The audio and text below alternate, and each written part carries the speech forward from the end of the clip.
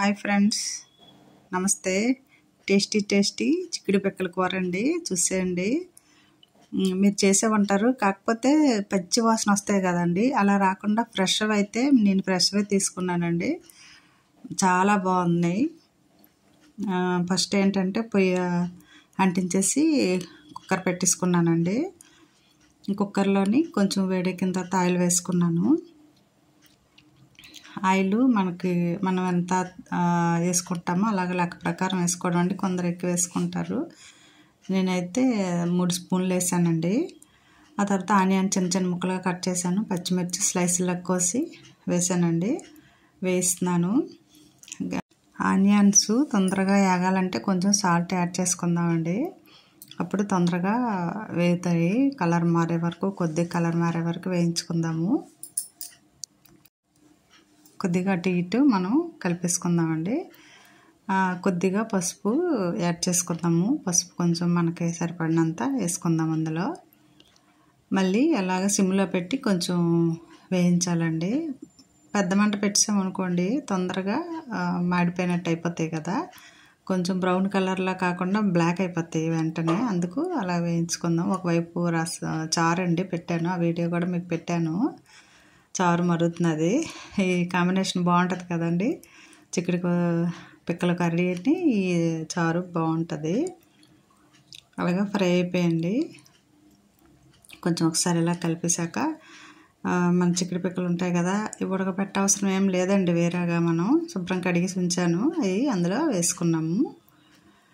అవి వేసుకొని కొద్దిగా కలపాలండి. ఇవి కూడా కొంచెం వేయితే మంచిగా ఉంటుంది. స్మెల్ అయితే రాదు.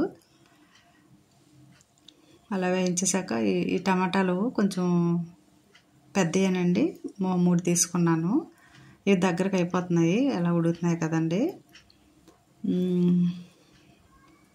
కొంచెం కరివేపాకు యాడ్ చేశానండి.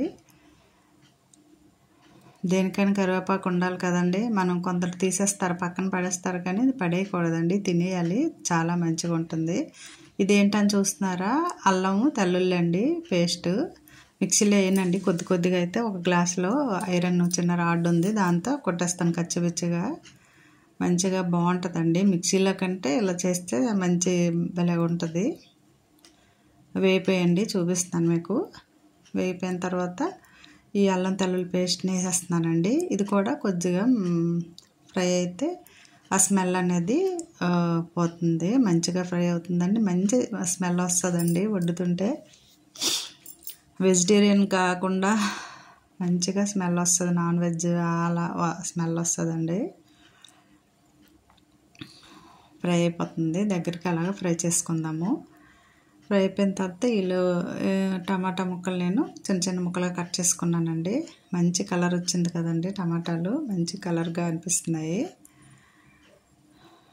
వాటిని కూడా దగ్గరికి అలాగా కలిపేద్దాం. ఏమంత కష్టమేం కాదండి, చాలా ఈజీగా అయిపోతుంది. టేస్ట్ భలే ఉంటుందండి.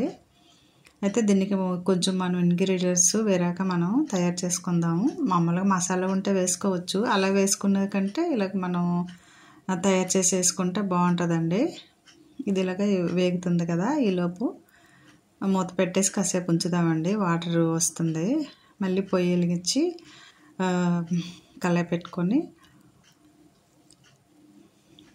కొంచెం వేడెక్కిందలో చూసుకొని కొద్దిగా ధనియాలు,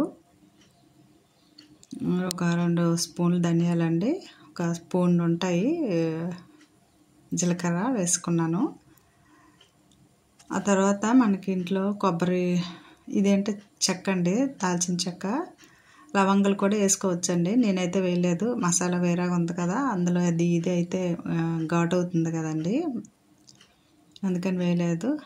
కొబ్బరి అండి, కొంచెం పచ్చిది కాకు వెండి కాకు మధ్యలో ఉంది. ఇంట్లో మధ్యన ఉంటాయి కదా, కార్తీక మాసం పూజలు అన్నీ ఆ ముక్కలు వేసానండి. ఇది యాడ్ చేయడం వల్ల ఆ టేస్టే వేరేగా ఉంటుందండి. మంచిగా కొంచెం కలర్ మారిపోయిన తర్వాత కొంచెం చల్లారాక మనం దాన్ని మిక్సీ పట్టించుకుందాము. ఆ మిక్సీ పట్టించినప్పుడు మంచి స్మెల్ వస్తుందండి. ఈ కూరకే కాదండి, మనం ఏ కర్రీకైనా ఇలాగ తయారు చేసి కొంచెం ఉంచేసుకున్నాం అనుకోండి. నేను అలాగా 2-3 రోజులు కూడా వేస్తానండి కర్రీస్లో. అలా వండుతుంటాం కదా, అట్లా మనం గ్రేవీ కర్రీస్కి బాగుంటుంది, యాడ్ చేసుకోవచ్చు. మిక్సీ పట్టించేస్తున్నానండి. మిక్సీ అయిపోయిన తర్వాత ఈలోపు మనం కూర చూద్దాము. బాగా అయిపోయిందండి, మంచిగా ఉంది కదా, అలా కచ్చి బిచ్చిగా కాకుండా కొద్దిగా మంచిగానే అయ్యింది. బాగానే కూర ఈలోపు దగ్గరికి అయిందో లేదో చూసేద్దాము. మంచి కలర్ కనిపిస్తుందండి. వావ్, దగ్గరికి అయిపోయిందండి చక్కగాను. ఇప్పుడు కొద్దిగా మనం దీనికి సరిపడా మన కారం, మీకు ఎక్కువ కావాలంటే ఎక్కువ వేసుకోండి. కొద్దిగా కారం యాడ్ చేసుకుందాము. తర్వాత నేను సాల్ట్ అండి, కొద్దిగా సాల్ట్ ముందు కొంచెం ఆనియన్స్ వేయించేటప్పుడు కొంచెం వేసాం కదా, ఇప్పుడు మంచిగా సాల్ట్ వేసుకుందాము. ఇందులో నేను చేసేదంతా వేయలేదండి, ఆఫ్ వేసాను. ఆ పొడి చక్కగా మంచి స్మెల్ వస్తుందండి. ఆ కొబ్బరి ఇందులో పడినా వేయించేసేస్తే మరీ మంచిగా వస్తుందండి, ఆ టేస్టే వేరు. వేయించానండి, ఉడికిపోయినట్టు అనిపిస్తుంది కదా, చక్కగా తినేద్దామన్న అన్నట్టు ఉంది కదండి. నేనైతే చూశానండి, అంతసేపు ఉడికింది కదా, ఫ్రై అయింది కదా, ఎలాగుంటుందని చూశానండి. బాగానే అయిపోయింది. మరి కొంచెం ఉడకాలని, గ్రేవీ రావాలి కదా, ఉడకాలి అని కొద్దిగా నీళ్ళు యాడ్ చేశానండి. మీకు గ్రేవీ ఎక్కువ కావాలంటే కొంచెం వాటర్ ఎక్కువ వేసుకోండి.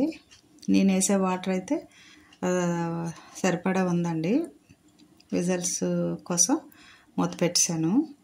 నేనైతే ఎక్కువ విజిల్ వేయించలేదండి, నాకు అప్పుడే తెలిసిపోయింది ఉడికిపోయినట్టు. 1 or 2 వేసుకోవచ్చు, నేనైతే 2 విజిల్స్ వేయించానండి. లాస్ట్లో మనకు కావాల్సింది ఏంటి ఉండాలి కదా మనకి, గ్రీన్ కర్రీ. కొత్తిమీర చక్కగా కడిగేసి పక్కన పెట్టుకున్నాను. విజిల్ వచ్చాయి, 2 విజిల్స్ వేయించానండి నేను. కాసేపు వరకు మనం దాన్ని తీయకూడదు, చూసుకుంటూ తీస్తే ఇంకా ఆవిరి వచ్చేస్తున్నదండి. సూపర్గా కనిపిస్తుంది కదండి. కొంచెం అందులో నీరు ఉన్నట్టు అనిపించింది. అంటే మరి కొద్దిసేపు మంట పెట్టేసుకొని పొయ్యి అంటించి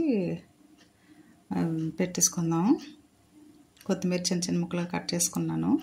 ఇదిగోండి వాటర్ ఉంది, ఆ వాటర్తో ఉంచేసుకోవచ్చు కలుపుకోవడం కోసం మనం. నేనైతే వాటర్ కొద్దిగా తగ్గిద్దామని మళ్ళీ పొయ్యి అంటించానండి. కొత్తిమీర వేసాను, ఇంకా ఇటు కలిపేసానండి. చక్కగా అన్నం వడ్డించేసుకొని ప్లేట్లోనే తినేయటమే. ఎలాగో చేసి చెప్పండి, తయారు చేసుకోండి చక్కగా కర్రీని. మంచిగా ఉందండి, టేస్ట్ అయితే మరి మాటల్లో చెప్పలేను. ఇంకా అయిపోయింది కదా, మూత పెట్టేశానండి. వీడియో నచ్చితే లైక్ చేయండి, సబ్స్క్రైబ్ కూడా చేసుకోండి ప్లీజ్ అండి. మీరు కూడా తయారు చేసేయండి. Thank you.